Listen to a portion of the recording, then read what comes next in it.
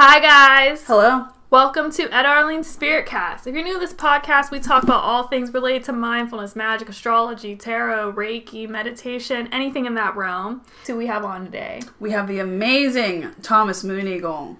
So Thomas is a shamanic practitioner, intuitive reader, artist, healer, mesa carrier. He's also a teacher and an author. In addition, he's trained as an Usui Reiki master, a Sifu of Southern Chinese Tai Chi, ordained as a minister in the Order of Melchizedek, and initiated as a 4th level Andean priest. That means he's a badass. Also, he's extremely knowledgeable on, topics such as runes, which we're going to talk about today, and, magic. He is so, magical. As you can see, he is involved in so many different modalities and teachings. He's extremely knowledgeable about so many different aspects of magic. It is crazy. This man has lived a very interesting life, and I don't know if he even realizes it. I know. He's just straight up magical. People you need to go to Thomas Mooneagle. I'm telling you, if you're looking for a teacher, this guy is, we highly recommend. We do. He also teaches he has workshops occasionally. He does. His website will have all of that. Yeah. We'll have that link down below. Well, he's been on the podcast before, so if you're just tuning in, we can link his previous episodes, and they, as usual, are always fantastic. And he's I don't know. We just think he's amazing. I can't express it enough. If you can't tell, we love him. Yeah, we do. But seriously, check out Thomas Mooneagle. His website linked down below, and check out his shop and read more about him. Yeah, he does do he has workshops on so many different things. He has shamanic journeying. He teaches stuff communicating with spirits, quantum physics, psychic protection, various things. It's literally the list goes on. Yeah. Yeah. So and we're really excited today. We're really going to focus on his book that I really, really enjoy. We've had him on before and we talk about it, but we never really go in depth because he does so much, so we always get sidetracked. But his book is so cool. I couldn't put it down. I read it. Oh my gosh, I just blew through it. I loved it so much. Highly recommend it. We talk about the book a lot too on the podcast, and I think we've linked it on multiple episodes because of what's in it. So a quick reference to what happens with the book is that Thomas basically does shamanic journeying to the lower world to meet the spirits of each individual rune. And then in the beginning chapters, he'll teach you about shamanic journeying, and there's some stuff about magic and things like that, so that if you would you can actually do the journeys with him, which is really cool. Yeah. Yeah. So before we get into it, do you want to tell them where they can find us at? So you can follow us over on Twitter at edpro_PGH. We tweet a lot. You can follow us on Instagram, Tumblr, Pinterest, Facebook, TikTok at Ed Arlene. You can also go to our YouTube channel where we post Reiki-infused videos almost every single day and sign up to get that. Subscribe. And then you can go to our website, edarlene.com, to sign up to get a free Reiki healing every single month. Yeah. Did I forget anything? No, that's it. And now we're on the subject of Reiki. As usual, at the end of the episode, we have a little bit of Reiki for you guys. So if you want that, you just keep listening till the end. And if you want a private session with us, we have that on our website. We also have these a monthly package where we send you Reiki every Sunday at 8 o'clock, and you can sign up for that on our website. All linked down below. Anything it's else? awesome. Yeah, we have our candles as usual. That's on our website. Yeah, we have our candles. We have our energy infused candles. Yeah, it's on our website. We have our oracle deck. We didn't mention that. Link down below. We'll link down below. If you listen to the podcast, we've been talking about this for a long time. We created an oracle deck. It's for any skill set, any level you're at. So go check that out as well. And we also have a awesome book that you can purchase that goes along with it, or it can be a standalone journey. Yeah. All right, you ready to get into it? I'm ready. Okay, guys, this is an ad. We believe in supporting small business, and today we're talking about the small business called Garage Cats. They make 100% organic, handmade lip balm using hemp and cocoa butter. It smells amazing. It lasts for a very long time. They use eco-friendly paper tubes. They're pretty much awesome. If you are interested in supporting this business, you can find the link below or go to garagecats.etsy.com. We just want to take a quick moment to invite everyone listening to check out our shop at edarlene.com. If you like what we do, it is one of the easiest ways to support us. Plus, you will get our awesome handcrafted 100% vegan soy candles, our prints, books, oracle cards, and book a Reiki session. All of this can be found at edarlene.com and linked in the show notes.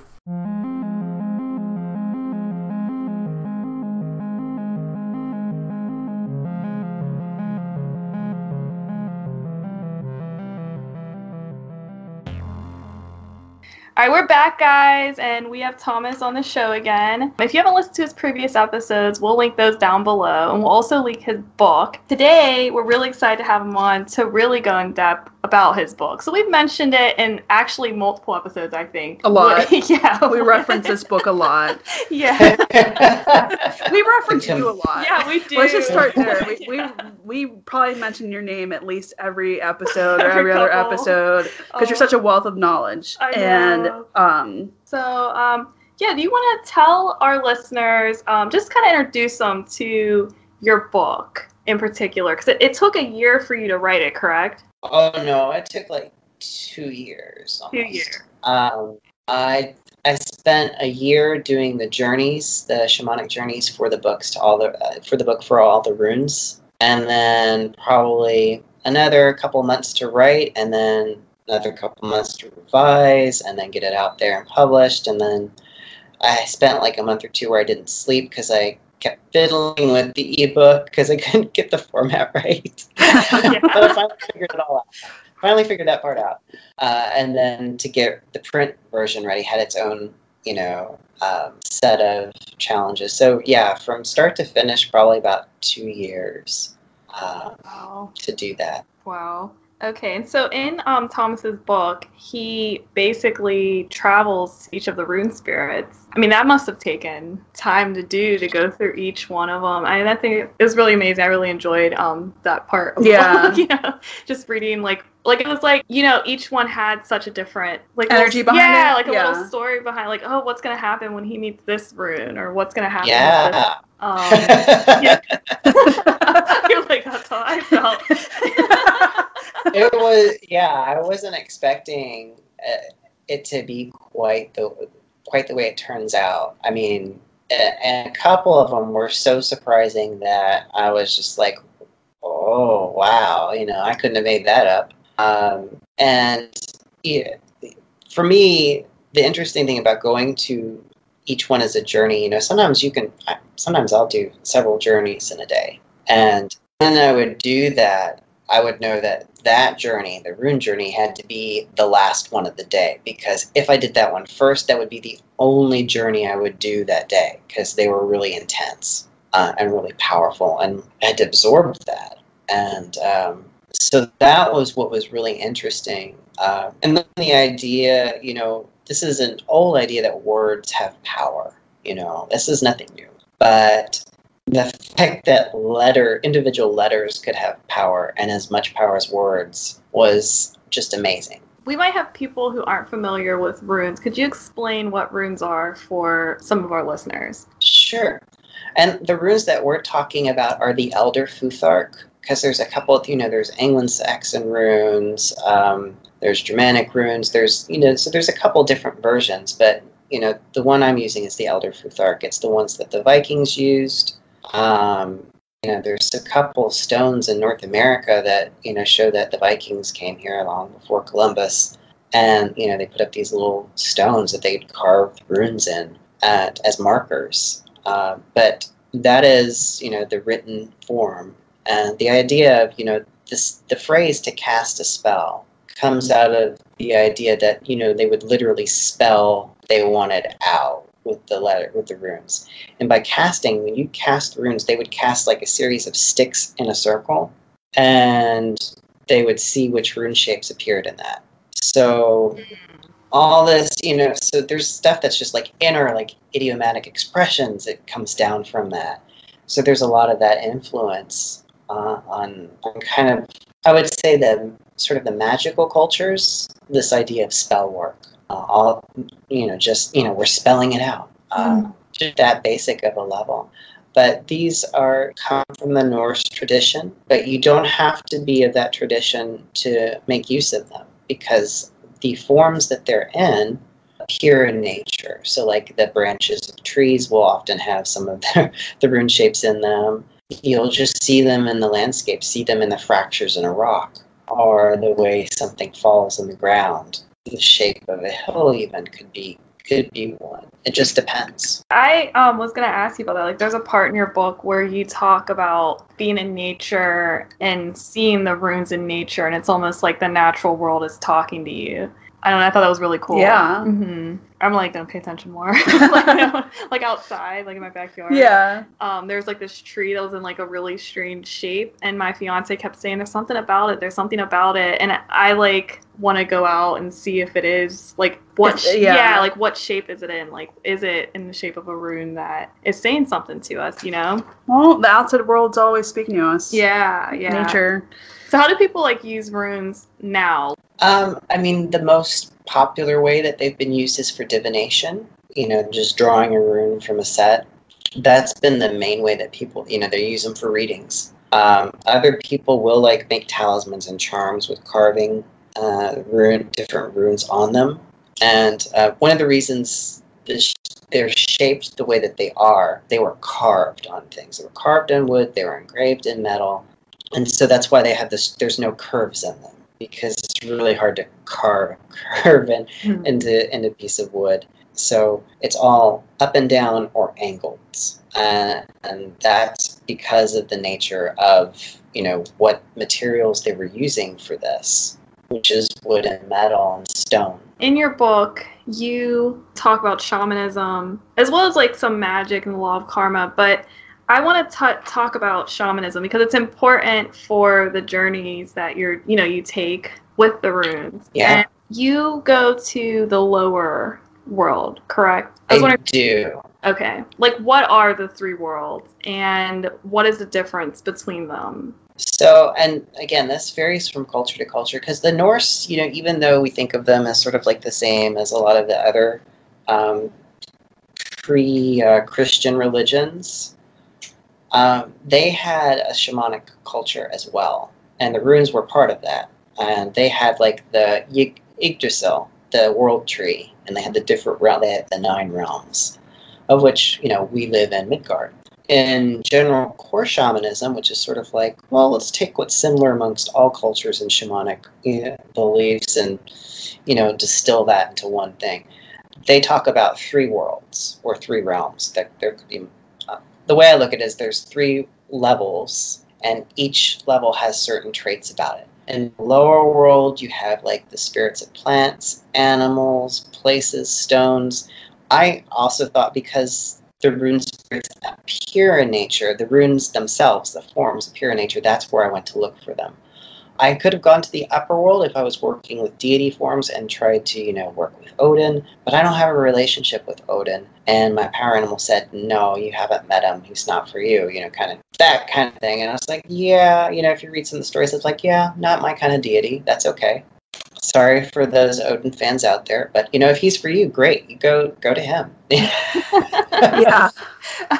Not the same as he is in Marvel, though. So I'm just putting it out there. He's kind of mean in Marvel, though, a little bit. Ever so slightly, yeah. But I mean, he's a bit of temperamental with his son, but in Thor, in the first movie at least, he's kind of a brat. So I mean, who can blame him? Now you're gonna piss off the Thor fans. I said in the first movie. I'm not talking about the actual Thor. I don't know the actual Thor. I'm sorry. So yeah, I went to the lower world. I'm actually really comfortable in the lower world, which is another reason I went there. People tend to favor one world when they learn to journey over others. I'm really good at the lower world. I'm fairly good at the upper world. Middle world, I'm like, so. So, if I can get something in the lower world or the upper world, that's where I'm going to go. But lower world is if you could think of like the natural world, plants, animals, stones, places, bodies of water, the natural elements of the world. And then you've got, in the upper world, you've got things like ancestors that have passed on or ascended. You've got angelic beings, deity forms, teacher guides, star spirits, all that sort of, what we think if we look up. And the middle world is a blend of different things. We inhabit one of the middle worlds. So, they would call it Midgard. We just call it Earth. And, another middle world that's very well known is the world of fairy, that features in a lot of myths. Now, the interesting thing about the middle world, which sets it apart from either the lower world or the upper world, is that you can lie in the middle world or the middle worlds. So this is the place where we have to learn discernment. So that's also why if I want to learn stuff, I want to go either to the lower world or to the upper world, because whatever I learn there is going to be truthful. Mm-hmm. And I won't have to parse through it as much. On your journey experiences, how does the information come in? Is it come in with visual and like auditory, or is it clairsentient? Like, what's the experience? Yeah, what's the experience like? It's visual, but it's also I'm listening for words in my head as well, particularly when I'm asking for answers or define this. But one of the things I had to learn to do was to pay really close attention to the setting and notice it, because generally when I'm on a journey, I'm heading for some place and I'm wanting to get to see someone or something and do something, and I'm not paying so much attention to like the setting or what we passed through or what does it look like as much. Now, I had to train myself to notice those things, because I was like, I'm writing a book here, and people are going to want to know what this was like. Yeah. How did this look? How did this feel? What did I notice along the way? And sometimes those details can actually be important to the journey itself. So I had to open my focus a bit. Is it like different for everybody? Yeah. Some people don't get any visual at all. They just have a sense of knowing. They hear. There's a pretty well-known shamanic practitioner, Sandra Ingerman. I think she talked about in one of her books how that she doesn't see. It's like all black when she goes, or at least it was for a time. And that's one of my teacher's teachers, and she's had a period of time where she didn't get any visuals. So a lot of people think, oh, I'm going to have this, vivid, psychedelic lights and patterns and everything kind of journey, and you might not. You might just get information. You might have a sense of being someplace else. You might have a sense of presence with something. A lot of my journeys, when I check in with guides and all, I basically, I might touch foreheads with them and kind of move into them and just sort of sync up with them, sort of like, here, merge with me for a bit, see where I'm at, absorb what you need, and that way we're in alignment, because a lot of times they exist outside of the time frame that we exist in, so they need us to anchor them in this, in the right now. And you talk about finding your power animal in the book. Like, how's that process work, and how important is it that you have this, power animal with you, like guiding you through that lower world? It's real important, because you want somebody who is watchful, who can watch, these are other worlds, and not everything in other worlds are friendly. Yeah. Or helpful. Just because you can't lie doesn't mean that you can't omit something. Or you can't say something in a way that is true, but omits enough of the details that, gets you into trouble. I've had journeys before where I've had a spirit say, here, step into my cauldron, which I'm like, should I do this? And my parent was like, no. No, don't do that. Because I'm like, my own guard went up, but because of I was in a training exercise at a workshop, and I was like, huh?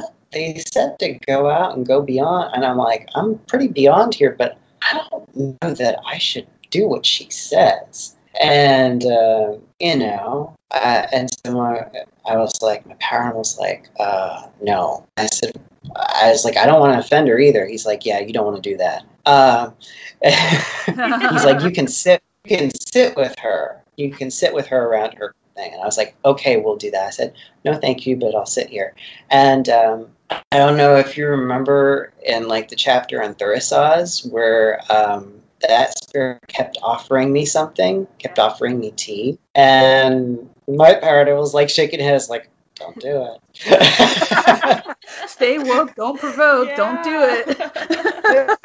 Oh gosh, yeah, you definitely. I mean, and I would love to clarify that I loved Thurisaz. I really, really liked their presence. I identified with them quite strongly. I also know that anytime I've used that rune, it has had severe blowback as far as karmic stuff goes. That it's sort of like, yeah, it'll work and it'll work well, but it will exact a price. And it's usually a hefty one. So I'm like, do I really want to do this? Yeah. Interesting. So everybody's power animal is going to be different. And you said you go to the higher world. So when you're in the higher world, do you have a different guide or? Because the one that takes me up to the upper world actually has wings. So yeah, that might be handy, you know? But that's not necessary. There are other ways to get up to the upper realm if you don't have wings. So it's not necessary. You know, the worlds are linked. There are passages between them. Mm-hmm. So you don't have wings to get up there. It's just really convenient. And I work on different things with different animals. Like the one that takes me up to the upper world, I also, if I'm going to do dream work, that's also the power animal I'm going to work with. Okay, awesome. Now I want to talk about, like, because you touched on karma, and you have a chapter that talks about, like, magic and the law of karma. And you said, briefly, yeah, you have a warning to the reader, like, you kind of have, like, a warning. Can you talk to us about that? Yeah. Especially, I mean, we were just discussing previously before the podcast, kind of like, why is everyone hexing everyone? But, we were. That will die out eventually, because as soon as, you know, the repercussions come back, it'll, you know, it's the law of diminishing return there. You keep putting it out, you're going to have less and less to do, you know, less and less energy over time. That chapter specifically, because I was talking not just about, you know, their meanings, but energetically sometimes how to use them, I felt I needed to put that chapter in there to talk, because, you know, some people, they get so into their head about how right they are and how they've been wronged that they will throw energy around without thinking. And I'm here to tell you, if you're going to do that, you will pay a price for it. And it will usually be one that you would not want to pay. And I have seen this in action, both myself when I was younger and stupid, but also observing a lot of what other people did and watching it, like, backfire in a major way. You know, I talk about love magic in there and, like, casting spells to make someone love you. That's not something that I ever did, but I know somebody who did that.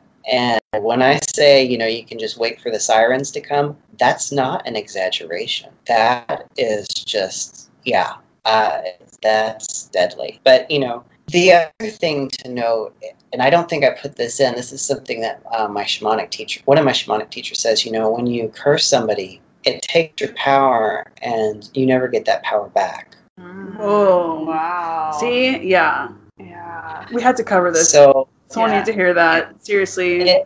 You don't get it back. So even if that curse gets unraveled, that person that you curse gets their power back. But the universe says, no, sorry, dude, you can't handle that. So this will just hold on to this. Oh, wow. So, like, if you did, like, let's say return to sender, like, that energy you're sending back, how does that work?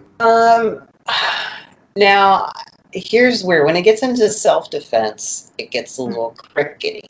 Because I had a period of time, I had a year, just a few years ago, where somebody was sending my way real bad. And it was, I tried just unraveling it, just cleaning it up. And it was just becoming a full-time job and very tiring. And I finally got tired of it. So, and it was actually affecting me physically. I was in some physical pain. And I tried everything I could think of without flinging anything back. And I was like, okay, I'm tired. this has got to stop. And so I used one of the runes in the book. I was the one that looks like the little boomerang one.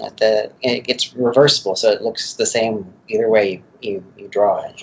And I scribed that on a black candle, oiled it up, lit it up, and just went, boom, send it back. Yeah. Because this is not my energy, right? And within 5 minutes, the pain in my body stopped. Wow. And I was okay. And I was like, I really would have preferred not having to do that. Mm-hmm. But I don't feel bad about that either, because it's sort of like, this is ridiculous. This is somebody's ego being butthurt over something, and it was something stupid too. So I was just like, this is not okay. Yeah.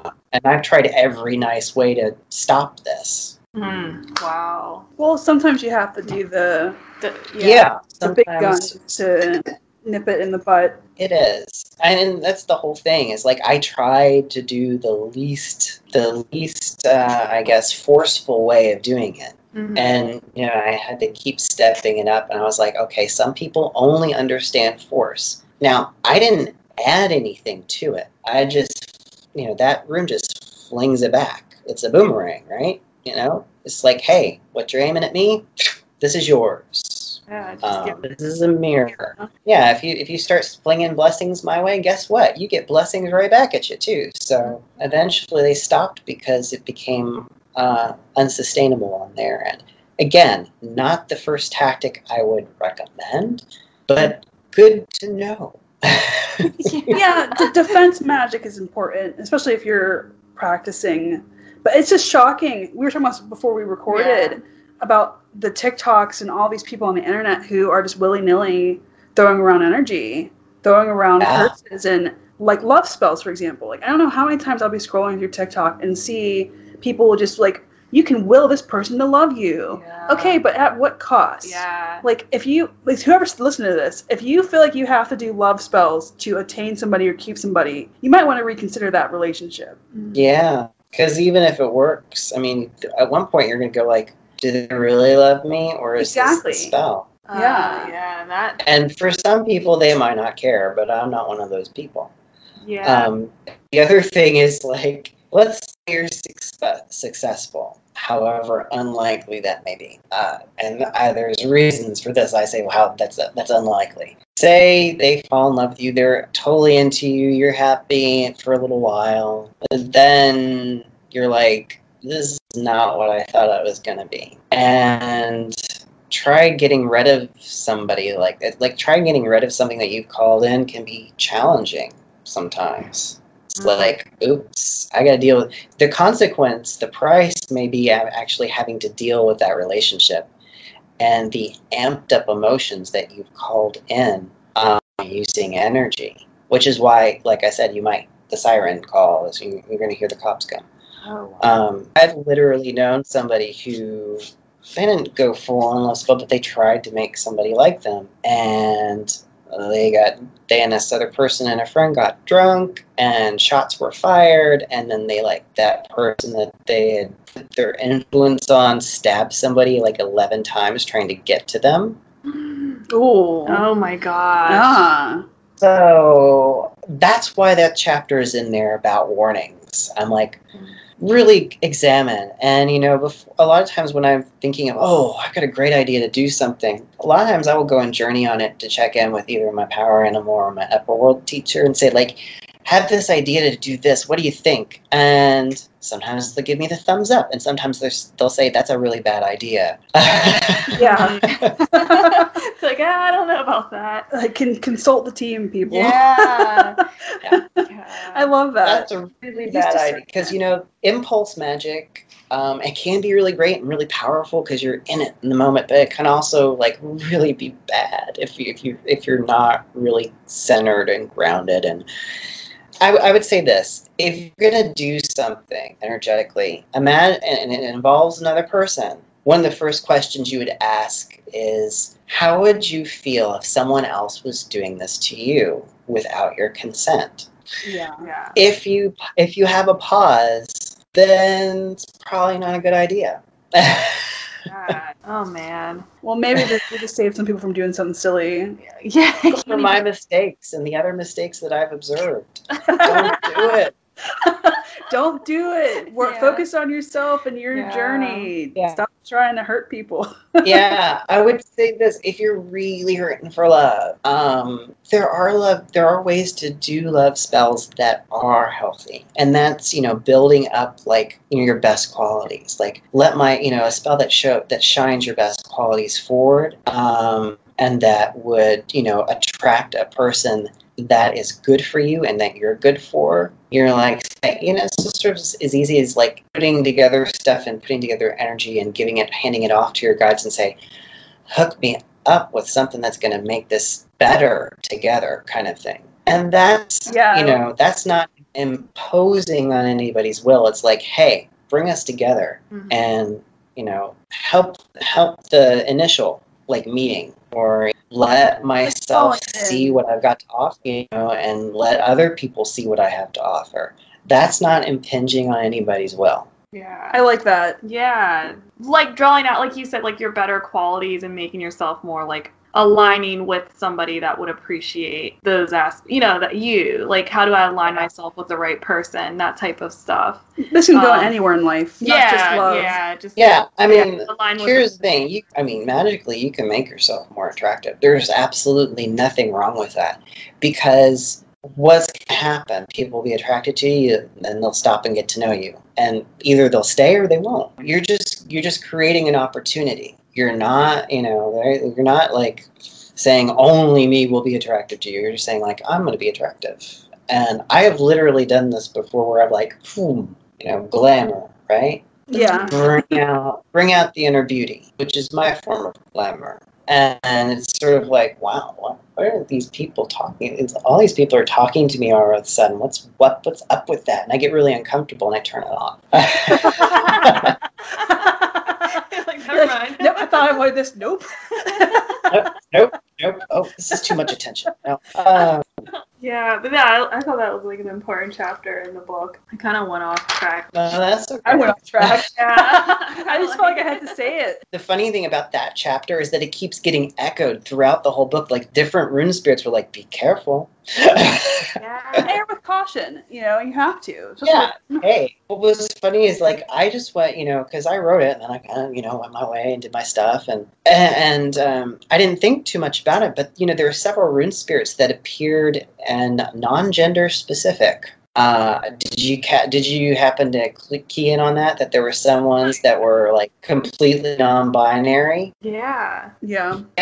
I totally missed that at the time, and then there were some that like I think it was. No, it was Jera. I'm sorry, different rune I'm thinking of. It was Jera that when I met him, I think he was male, but he can also be. I should say, they can also be female depending on which time in the cycle you meet them. Oh, that's right. Yes, that one. I do remember that one. I got little highlights. Yeah, she has tons of tabs. I just loved it. I can't recommend it enough. Yeah. Truly. I think I like tabs. Yeah, I've got a question for you. Which do you use any of the runes from that you've read about? Like any of the uses in there?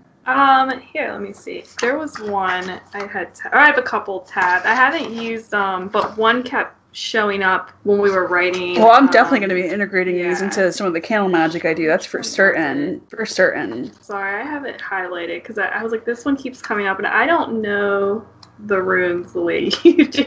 Yeah. I am such a novice. When I say like ground level learning, that's where it's at.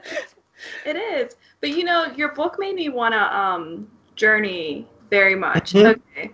Yeah. See, I did years ago when I was just like kind of learning I don't know, like finding my spirituality, what path I wanted to take, that type of thing. I did do like a journey before, but I didn't know, I just kind of winged it.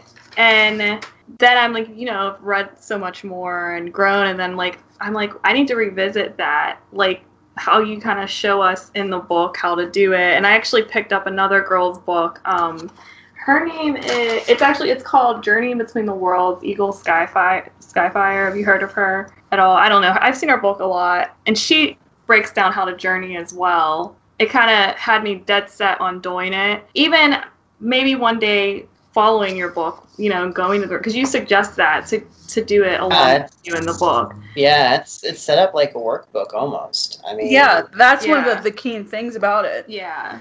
Yeah, I mean, I've actually taught a couple workshops on it, you know, using it like that. I mean, obviously I didn't have time to go through every single rune. It would take too long. But, you know, just giving people a taste by doing a few. And, you know, adding a couple other things. Like in my workshop, I had people make, I got these little wood chips, these little circular wood chips that you can get from like craft store places. And I had, and Sharpie with the fine points. And I had people make their own rune set for the day. Oh, that's fun. And I was like, yeah, take these home and you can wood burn them, or you can like incise them with an X-Acto or something, and I'll make them more authentic. And I said, but, you know, and I thought I could get a wood burner in here and we could, I was like, nope, no, I do not want to deal with people having little burns or setting anything on fire in a workshop. Like, well, what about an X-Acto? I was like, I don't want to have first aid. I was just like, yeah, let's make it simple. Yeah. It's like for the day, Sharpie, right? You know? Yeah. Make it simple. I should get wood burning. That could be a hobby for me. You can make runes. I can make cool stuff. I found the name of the one that I was seeing. I don't know how to pronounce it. It's Anzus. And Anzus. Yeah, that's a good one. I always forget to use it, and it's so useful. Yeah. In fact, I'll use it right now. Hold on. There, now our words will travel. Yeah. But yeah, I had that one highlighted because I kept seeing that one. Like, it just was everywhere during earlier we did bibliomancy with your book too, to try to diagnose. Yeah. We did I've heard a lot of people do that with that one. My teacher does that. I mean, that's awesome. I love that. I love that you like how can it be used magically, and how to be careful when you use this, because the words will carry. They'll be heard. Mm-hmm. So yes. Yeah. Isn't that watch awesome? your words. Yeah. I'm definitely going to down now. Voice is scary. No. Yeah. Yeah, we should have mentioned earlier it was a workbook. Yeah, we should have, because that was like a huge part of it. Like, I love when people do stuff like that. Make their books have more than just one go through. Like, you can travel with you with it, or do what you need. I do bibliomancy a lot with this, and it tells me exactly what I need. Yeah. And I love when that happens, the synchronicities. But okay, back to the book.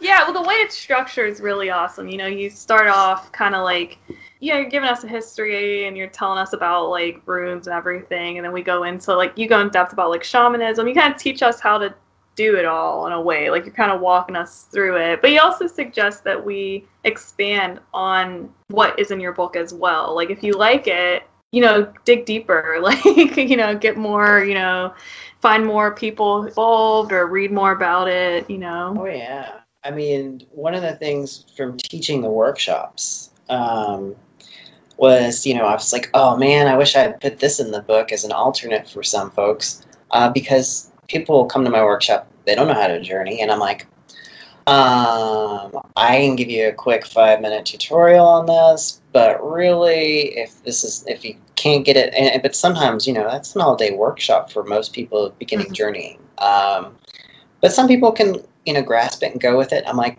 so I've had to come up with some alternative ways of people getting to the rune spirits. Okay. And I wouldn't have known this because I didn't think ahead, you know, thinking, oh, of course, anyone who comes to my workshop will have obviously know how to journey, of course, right?